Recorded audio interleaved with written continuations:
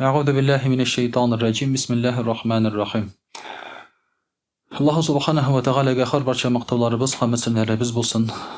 Onun elchisi Peygamberimiz Muhammed Mustafa sallallahu aleyhi ve sellem'ga elaklarımızdan çıkan salavat şerifelerimiz erişsin. Allah Teala şu cuma günlerimizni hayırlı mübarek kılıp, nidizgi tilekler, murat maksatlarımız bolsa şularga erişirge nasip etsin. Günahlarımızı keçirsin, ibaretlerimizni kabul eylesin. Dünyalıkta dünya bəxti, ahirette ahiret bəxtleri nasip etsin. Muhterem kardeşler, inşallah bugün seyircip kitesi sözümüz bular Allah birsa. İlenu gayla kuru turunda, anın kerekligi, ahamiyeti turunda.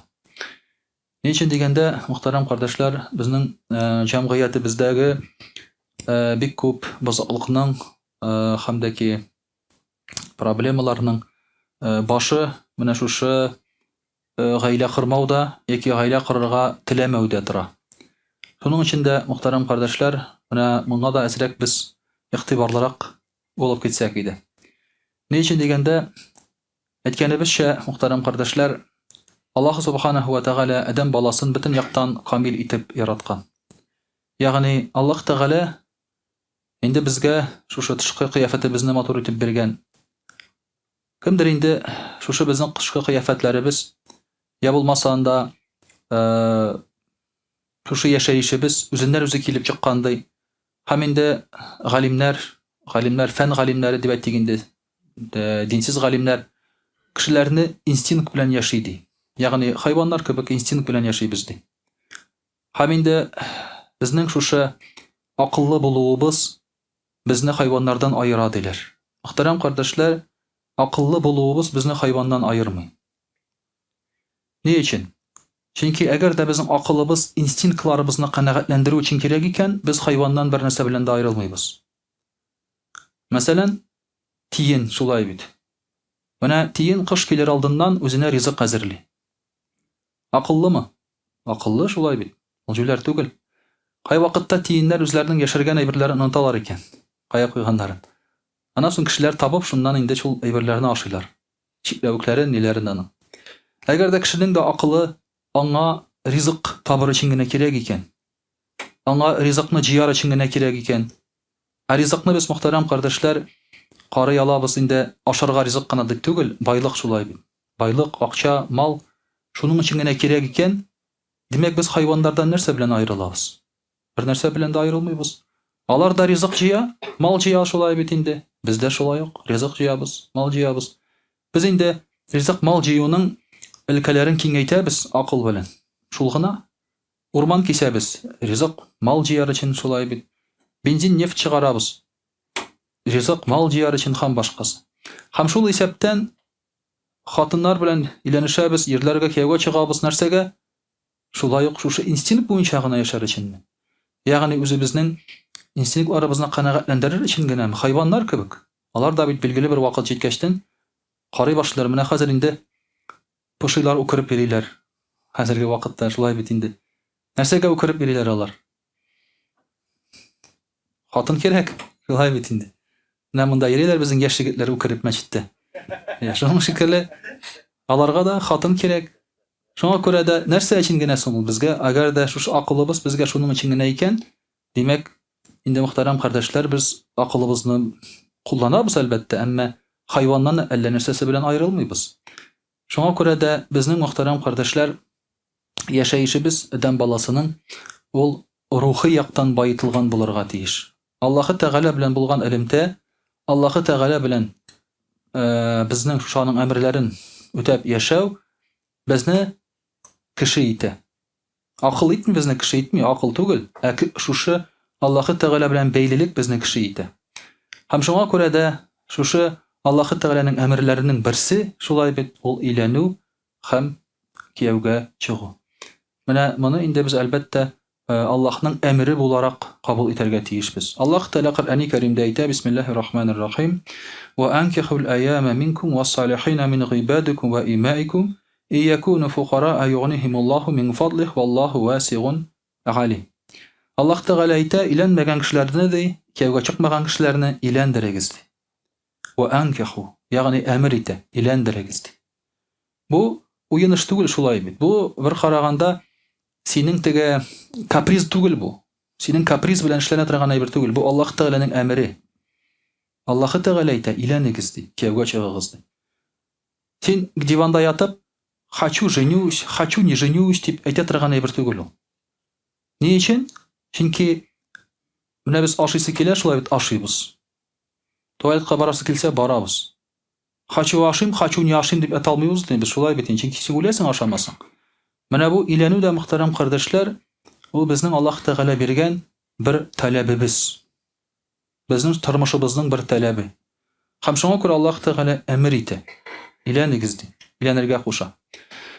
Хәзерге әмер иләнүнең берничә хөкеме бар. Мәсәлән, иләнү булырга мөмкин мәҗбүри, ваҗиб. Мәҗбүри, иләнмәсәң гынаһ була. Бу кайсы очракта? Бу инде зина кылырга куркыныч туса. На хәзерге заманда зина кылуның куркынычы бик зур. Бик зур хәзерге вакытта. Хәзерге вакытта хатын-кызлар үзләре ябышалар. Алар бер нәрсә синнән таләп итмиләр. Акча да кирәкми аларга, ашатырга да кирәкми аларны. Ябышалар үзләре буенга асылыналар. Моны сөйлиләр таксистлар, моны сөйлиләр студентлар, шулай бит инде. Минем энекәш үзе дә бездә ничә яшь булды. Яшь чакта дискотекага барган энекәш. Беренче тапкыр Казан дискотекасына. Каядыр барганнар булар. Бейдик тә ди шунда ди. Килдерә ди, туалетка кергән инде бугай. Бер кыз буенга асылынды да ди, давай итә ди. Всё ди.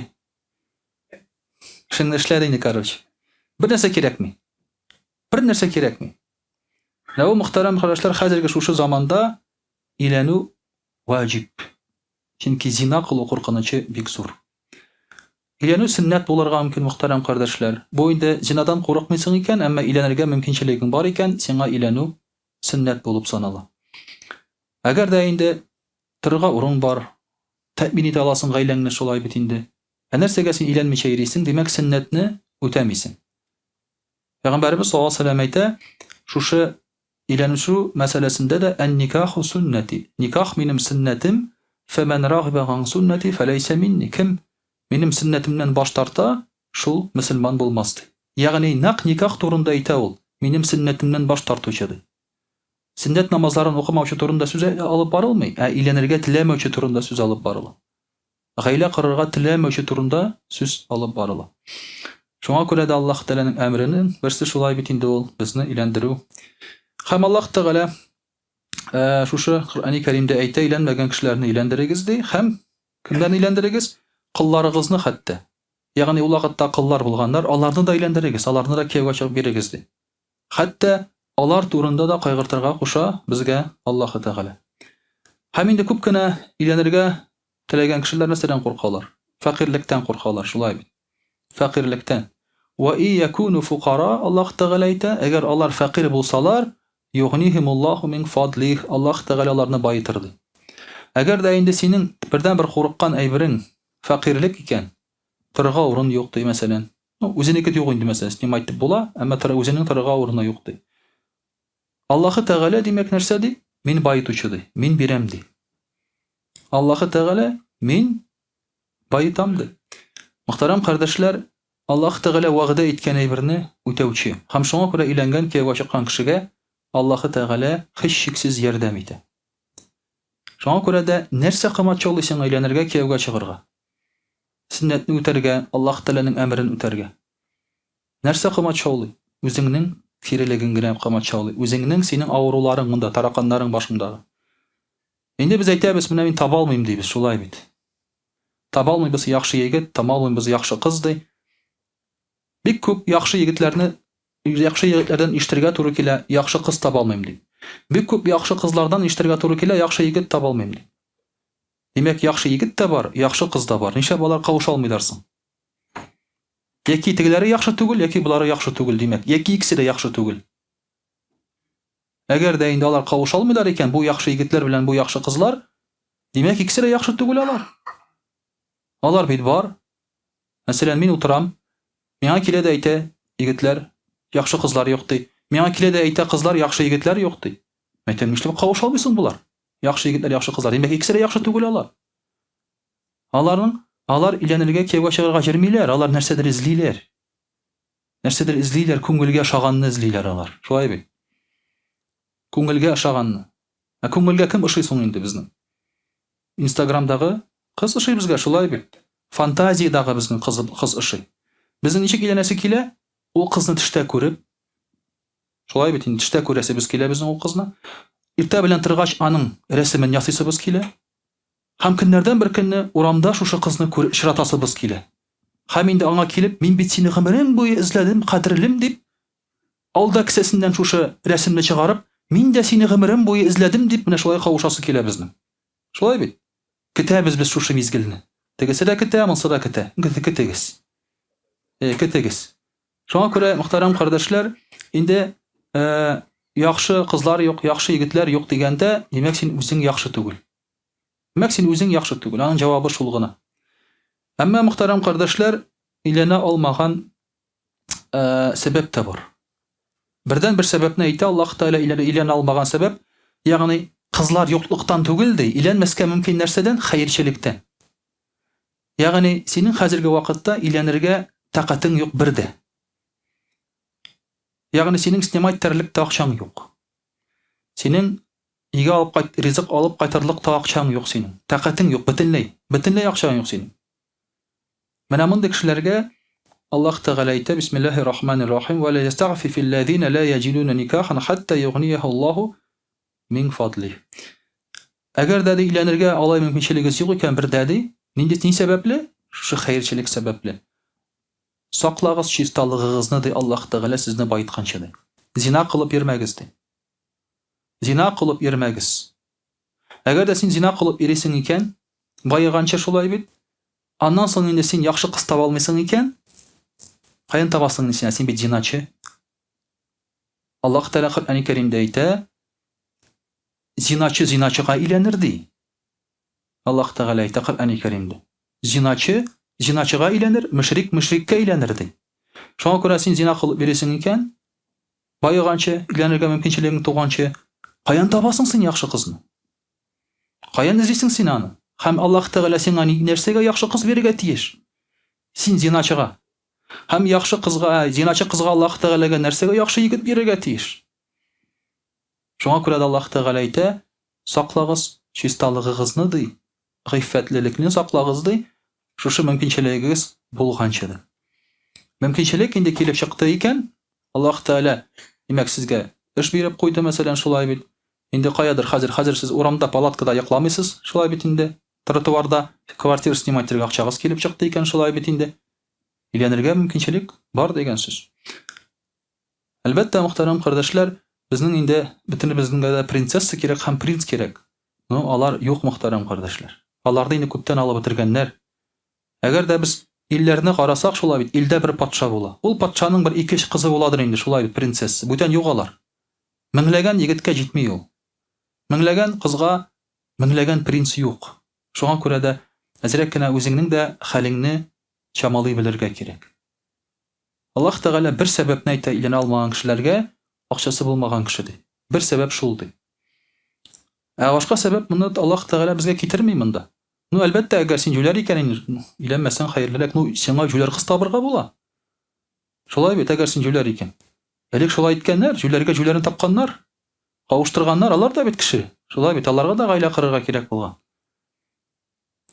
Кай вакытта бер чокракка бер сакау килеп чыккан, шулай бит инде.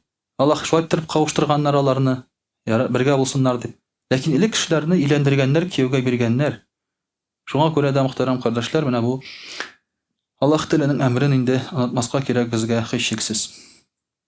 Шулай ук, мөхтәрәм кардәшләр, әгәр дә инде ниндидер сәбәпләр аркасында, мәсәлән, кеше аерылган икән. Коръән Кәримдә әйтелә алар турында да, әгәр дә аерылганнар икән, 1-2 аерылу белән генә кавышсыннар ди, бергә булсыннар ди. Һәм кымачауламагыз аларга, бергә булырга ди шушы кешеләргә. Аллаһ Тәгалә Коръән Кәримдә әйтә: Бисмиллаһир-рахманир-рахим. Фала тагдулухунна ай янкихна азваҗахунна. Үз ирләреннән аерылган хатын-кызларга кире алар белән кавышырга кымачауламагыз ди. Менә бу әйбер бик мөһим. Бүгенге көндә хатын-кызлар яки ирләр аерылып чыгып китәләр. чыгып китәләр, аерылып, бетте, мин синең белән тормыйм, тегеләй булай дип. Еш кына, ул статистика буенча, ул минем фикерем түгел, еш кына хатын-кызлар чыгып китә. Хатын-кызларның торасы килми, еш кына, ирләре белән. Төрле сәбәпләр аркасында, шулай бит инде. Әгәр дә баягы Instagram, әлеге дә баягы, запрещенный в Российской Федерации. Шуңа күрә запретили да инде, бөтен халыкны бозып ята, шулай бит инде. Бөтен хатын-кызларны бозып ята. Чөнки аларның гаилә турында үзләренең күзаллаулары бар. Менә шулай булырга тиеш. Бөтен кешедә дә шулай булырга тиеш. Идеаль булырга тиеш, шулай бит. Көн сайын иртә белән кофе алып килергә тиеш, ул в постель пешереп, шулай бит инде. Көн сайын булырга, синең белән сөйләшеп утырырга тиеш ул. Сез җитәкләшеп мусор ташларга тиеш, бергә аның белән җитәкләшеп йөрергә тиеш, шулай бит инде. Балалар белән чыксагыз, обязательно бергә чыгарга кирәк сезгә, шулай бит инде. Әйбер аларга булса, гел бергә сезгә йөрергә кирәк. Менә шундый идеаль тормыш аларның күзалларында. Бу әлеге дә баягы шуннан килгән нәрсә, шулай бит инде, кеше күзаллавыннан. Һәм чыгып китәләр алай булмагач инде. Алай булмагач чыгып китәләр, шулай бит. Бүген ирем дә миңа 3 кенә тапкыр яратам дип әйтте ди. Әйтергә тиеши 15 тапкыр ди. Мин аның белән яшисем килми ди. Шулай бит. Чыга да китә. Менә шуңа күрә, мөхтәрәм кардәшләр, мондый очракта чыгып киткән хатын-кызларга нәрсә? Туганнары яки дус кызлары нәрсә ди? Без сиңа яхшыракны табабыз. Аның белән булмады, кытырта башлыйлар. Аллаһ Тәгалә шуның турында әйтә, Коръәни Кәримдә, кымачауламагыз, аларга үз ирләренә кире кайтырга ди. Кымачауламагыз ди. Ягъни кытыртмагыз аларны ди. Киресенчә, туганнары, якыннары әйтергә тиеш, кайт ириңгә, ирең бар. Кирәкми сиңа башка кеше ди. Дус кызлар әйтергә тиеш, шулай бит. Син бит инде кияүдә, аннан балаң бар синең. Кире кайт. Бөтен ирләр бер төрле инде ул. Башыңны катырып йөрмә. Менә шулай иттереп, дуслары шулай бит инде, әгәр дә аңлатсалар, ул кире кайта. Ә күбесе нәрсә? Аңлатмыйлар, шулай бит, кытырталар. Табырсың, әйбәтне табырсың, яхшыракны табырсың диләр. Әле бер көнне берсендә бер хатын-кызны күрсәтә, бер хатын-кыз үзен күрсәтә инде шунда интернетта. Ну, булай интернеттан караганда где-то бер 150 кило инде. Мине дә ирем ташлады ди. Ирем ташлады мине ди. Ну, ничек ташласа инде аны, шулай бит инде ул. Үзе күтәреп ташлый ала бит инде аны, шулай. Мине ирем ташлады ди. Шуннан соң ире киткәннән соң ябыккан бу, матурайган. Менә ди, белсен нәрсә югалтканын ди. Ә син нишләп ябыкмадың соң кияүдә булганда? Нишләп син ирең киткәч ябыгасың соң? Шулай бит. Ник ябыкма? Бәлки ташламас та иде. Нәрсә диләр? Ул мине былай да яратырга тиеш ди. Шундай акланулары бар, шулай бит. Бу логика миңа аңлашылмый.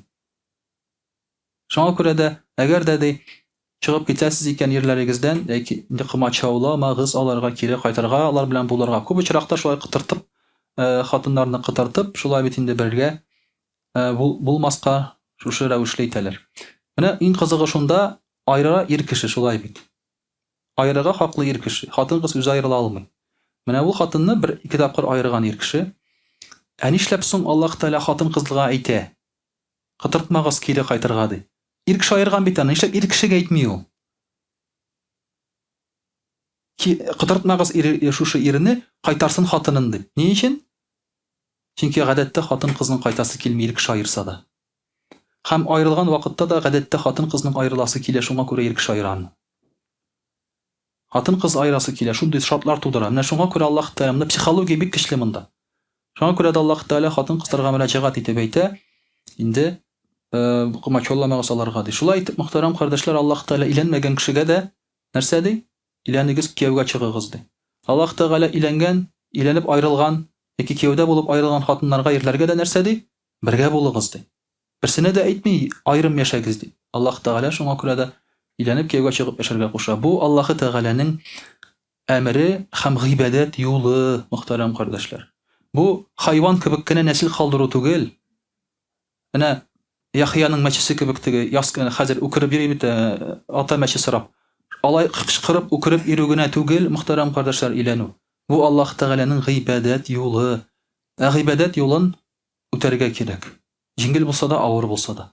Иртә белән бит торасың килмәсә дә торып намаз укырга кирәк. Шуңа күрә дә гаиләдә шулай. Аллаһ Тәгаләнең әмерен үтим дип, Аллаһ Тәаләнең сөннәтен, шушы Пәйгамбәр саллаллаһу алейһи сөннәтен үтим дип, син инде яши белергә тиеш. Гыйбадәт юлы белән, булай гына теге минем янымда кеше булсын дип кенә түгел. Иншалла Аллаһ Тәгалә насыйп итсен шушы сөннәт юллары белән яшәргә. Русчада сөйләп алыйк иншалла, хату Яхья колакларын тыргызып куйды. Минем мәчет турында сөйлиләрди.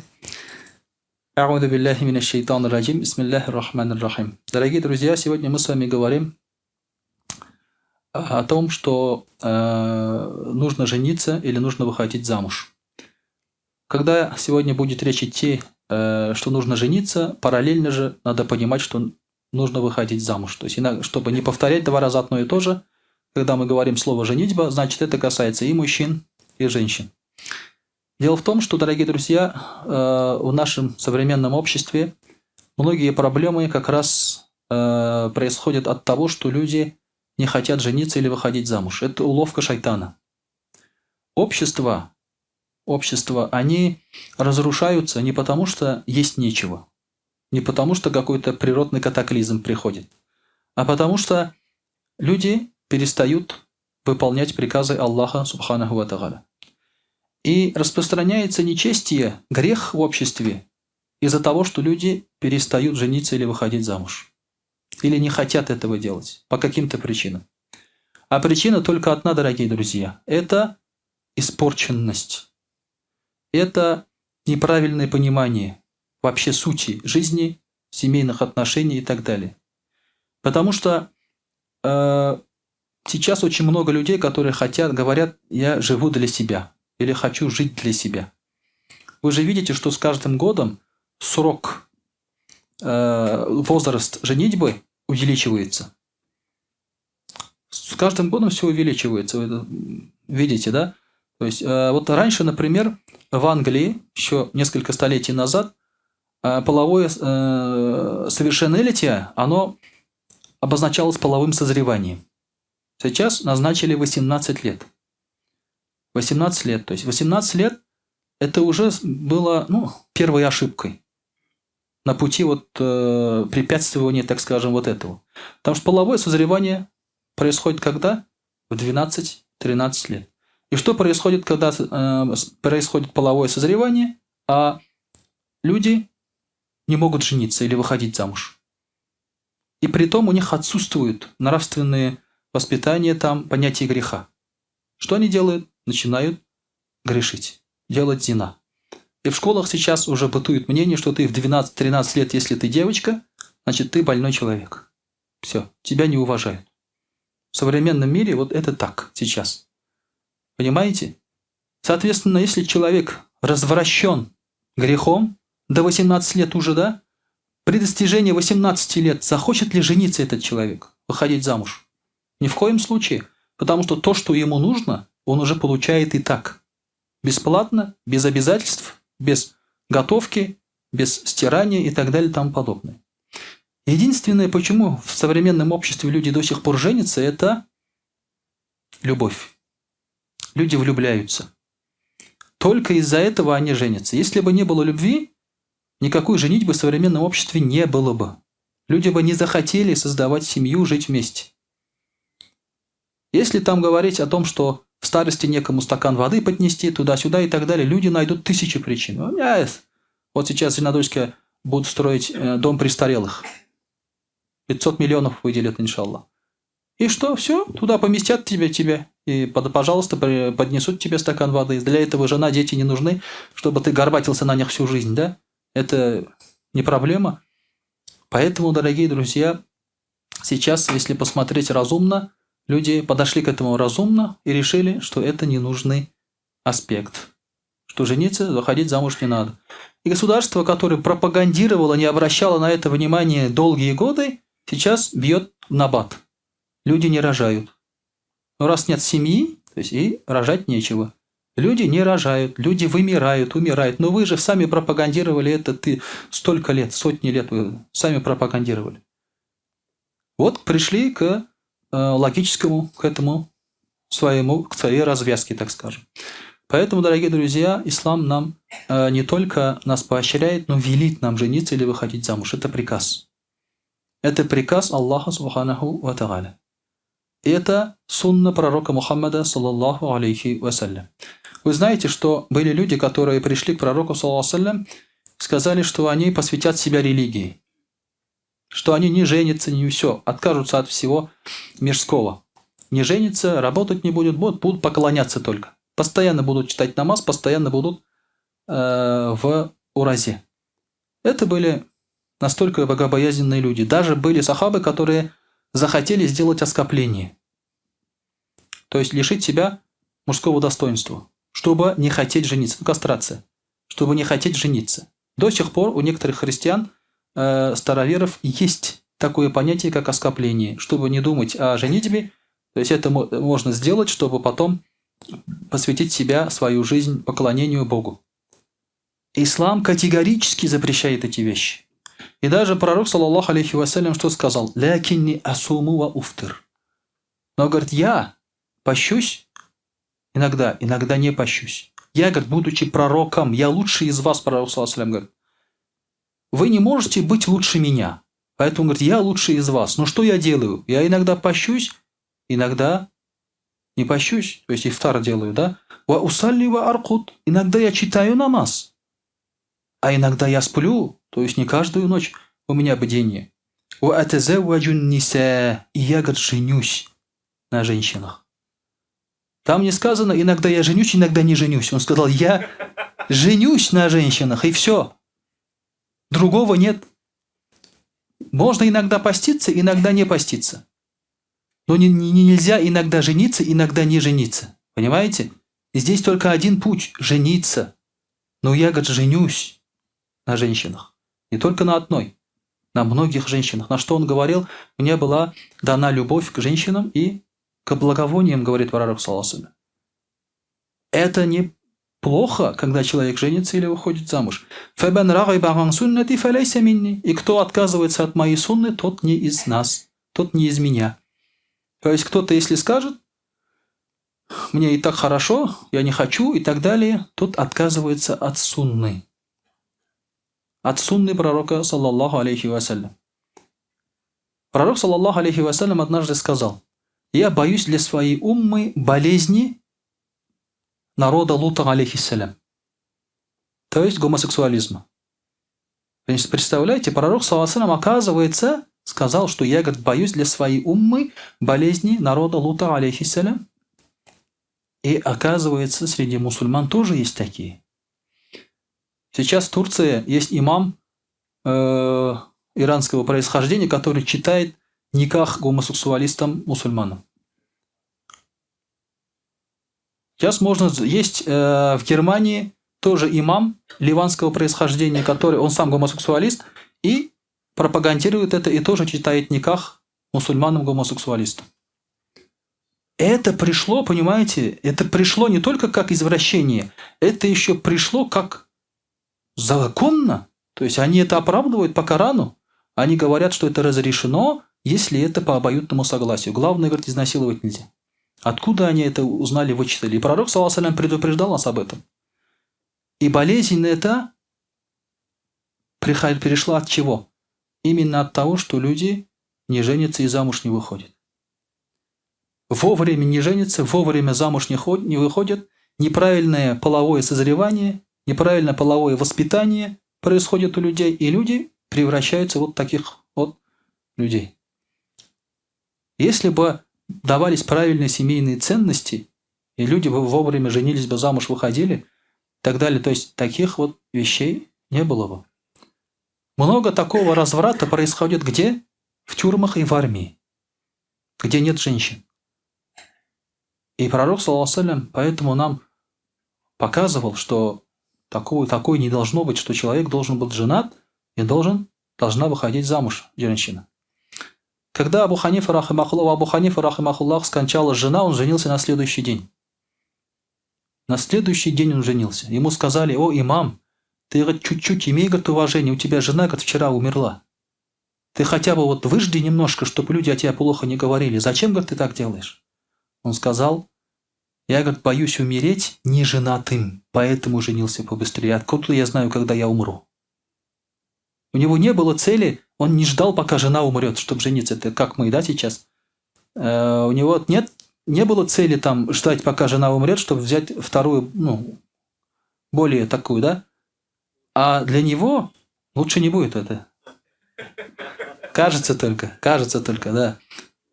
Поэтому говорят другую, лучше не будет. И, соответственно, для него это было соблюдение сунны. Потому что перед Аллахом ценится человек, который кто? Женился или замужем. Перед Аллахом ценятся эти люди. Их жизнь, у них савабы сразу начинают умножаться. Это благородство. Это ценится перед Аллахом. Я не говорю в обществе, а ценится перед Аллахом. Поэтому удивительно, когда люди там не хотят жениться или замуж выходить, особенно среди мусульман. Поэтому, дорогие друзья, даже у пророков, да, у них было потомство, и они женились. Было сказано, бисмиллахи рахмани рахим, وَلَقَدْ أَرْسَلْنَا رُسُلًا مِنْ قَبْلِكَ وَجَعَلْنَا لَهُمْ أَزْوَاجًا وَذُرِّيَّةً. Мы, говорит, послали пророков, посланников до тебя и дали им жен и детей, то есть потомство. И то же самое потомство было и у пророка Мухаммада, саллаллаху алейхи вассалям. Это, то есть, даже пророкам было велено. Если бы было хорошо не жениться или замуж не выходить, то они бы не женились. Они бы же не женились бы, пророки. Они сказали бы, вот это хороший путь, это истинный, настоящий путь. Но даже они были женаты. Несмотря на то, что на них возлагалась большая ответственность. Ибрахим, алейхиссалям, всю жизнь путешествовал. То туда, то сюда, и то женился 2 раза. Он мог сказать, у меня жизнь такая, я скитаюсь все время, да, там врагов много, хотят меня убить, лучше мне не жениться, чтобы не пострадать. Но даже он женился. И благодаря этому союзу сколько пророков родились, сколько пророков пришли на свет. Он является отцом пророков, Ибрахим, алейхиссалям. И благодаря этой женитьбе на свет появился посланник Аллаха, Мухаммад, саллаллаху алейхи вассалям. Они же с неба не спускаются, они же рождаются. Поэтому, если у тебя потомства не будет, у него не будет, у третьего не будет, как будут рождаться, как будут появляться благородные люди? Как будут появляться ученые? Как будут появляться воины, защитники ислама? Откуда они будут появляться? От кого ты ждешь? Если у тебя нет детей, у кого ты ждешь? Сам ты уже стар, хальюх, да, устал, поэтому учиться не могу, воевать тем более. Детей ты не хочешь. Откуда они будут появляться-то? Вопрос. Поэтому, дорогие друзья, Аллах Тааля нам и говорит. Семья еще, к тому же, как мы сказали, это способ воспитания детей. А воспитание детей – это не просто оставить наследство. Это дать продолжение твоему роду и твоему наследию. Наследию, которое ты исповедуешь, исламу. То есть ты можешь своим детям дать то, во что сам ты веришь. Воспитывать их в этом духе. И так появляются и приумножаются мусульмане. Поэтому же Муаммар Каддафи и говорил, нам не надо завоевывать Европу там чем-то, да через 50 лет она и так будет наша. Потому что у мусульман создаются семьи, рожают детей, там нет. И они возмущаются. Возмущаются, что к ним приезжают там мигранты и так далее. И то же самое здесь, в России. Русский народ возмущается, там, да, мигранты завоевывать там и так далее. Но вы же не рожаете, вы же не женитесь, замуж не выходите. Вы же живете для себя. У вас же другие ценности. В чем мы виноваты? В чем виноваты мусульмане, которые хотят жениться и замуж выходить, рожать детей? В чем они виноваты? В том, что они замуж выходят, в том, что они зина не хотят делать, или гомосексуалистами становиться, или еще что-то. В чем же виноваты? В чем винят этих людей? Если люди соблюдают просто законы Всевышнего Аллаха Субханаху ва Тааля. Это же не просто «хочу жениться», это соблюдение законов Аллаха Субханаху ва Тааля. Поэтому Пророк ﷺ говорит: «Ман истатаа аль-баата фалятазаввадж». У кого есть возможность, пусть женится. «Фаиннаху агадду лиль-басар». Это защищает взор, ты не будешь направо-налево уже смотреть. «Ва ахсану лиль-фардж». И очищение половых органов, то есть ты не будешь уже думать о зина, о грехе не будешь думать. وَمَنْ لَمْ يَسْتَطِعْ فَعَلَيْهِ بِالصَّوْمِ فَإِنَّهُ لَهُ وِجَاء. И кто же не будет, не сможет жениться, пусть держит уразу. Это будет для него охолощением, говорится. То есть сдерживать его будет. А так пророк, саллаллаху алейхи ва саллям, говорит, чтобы, да, мы женились, и в этом есть достоинство. Чтобы мы взор свой притупляли, чтобы хранили свой взор от харама, от плохого там и так далее. Ну и, соответственно, чтобы не было греха. Сколько людей это погубила зина? Сколько незаконно рожденных детей? Мне мама сидит, рассказывает, вот, говорит, вот этого парня, говорит, там молодого человека, что, ну, мужчина, наверное, он старше меня, хочется сказать молодой человек, но мужчина уже, да, он говорит, у него, говорит, ребенок вот в этой деревне, ребенок в этой деревне, говорит, и у него ребенок вот в этой деревне. Я не знаю же этого, я как бы далек, а они в деревне все знают. Я сейчас думаю, а как так? Вот, то есть у тебя дети там, тут, здесь. Причем не от никаха это все, естественно.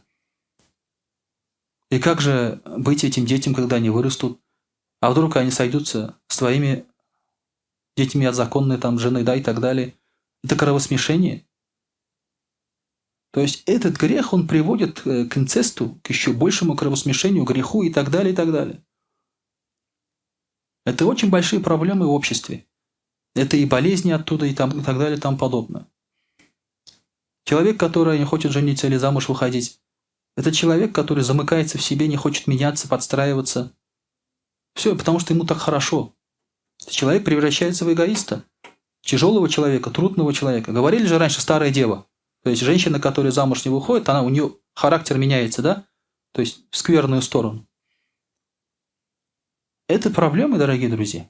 Поэтому вот многих проблем избавляет женитьба в нашем обществе. Поэтому это абсолютно нормально хотеть жениться, выходить замуж.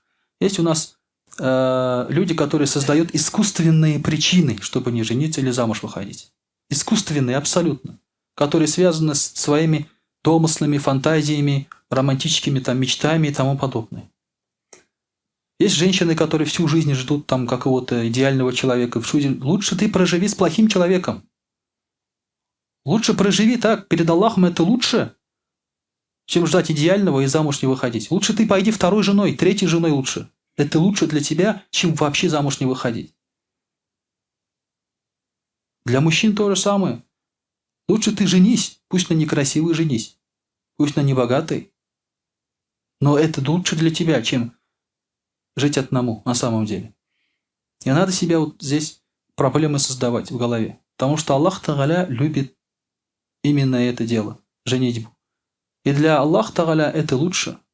Поэтому если ты соблюдаешь религию, меняйся внутри себя в угоду этой религии. Не меняй религию в угоду себе, а сам меняйся в угоду религии. И тогда и женитьба для тебя станет уже и легче, и проще. وأقول قولي هذا وأستغفر الله الغفار لي ولكم ولسائر جماعة المسلمين الحاضرين أجمعين إنه هو الغفور الرحيم الجواد الكريم وسميع الدعاء.